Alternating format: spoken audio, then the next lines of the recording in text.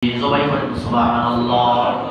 ফালাম্মা বালাগা মা'হু সা'য়া, যখন ইসমাঈল আলাইহিস সালাতু ওয়াস সালাম বাবার কাজকর্ম করার মতন শক্তি সামর্থ্য উপনীত হলেন, ইব্রাহিম বলতেছেন ক্বালা ইয়া বুনাইয়া ইন্নী আরা ফিল মানাম। ইব্রাহিম বলতেছেন, হ্যাঁ ইসমাঈল, আমি তো স্বপ্নে যোগে দেখলাম আমি তোমাকে জবাই করেছি।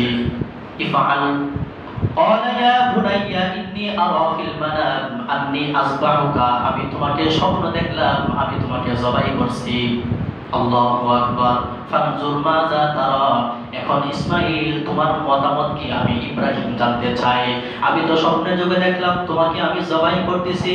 হ্যাঁ ইসমাঈল, এই মুহূর্তে আমি পিতা হয়ে তোমার কাছ থেকে জানতে চাই তোমার মতামত কি, তুমি কি তোমাকে যদি জবাই করে তুমি রাজি আছো কিনা। আল্লাহু আকবার। হে যুবক ভাই, এখান থেকে আমাদের মেসেজ নিতে হবে আমরাও কেমন হতে হবে। তখন ওই যুবক ইসমাঈল বলতেছেন, ইয়া আবাতি ইফআল, ইয়া আবাতি ইফআল মা তুমার।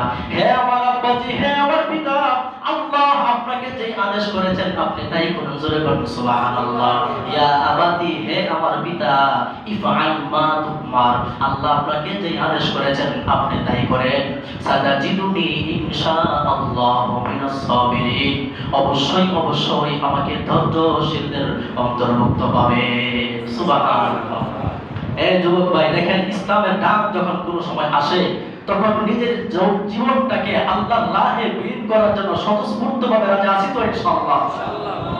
ভাই ত্যাগের মধ্যে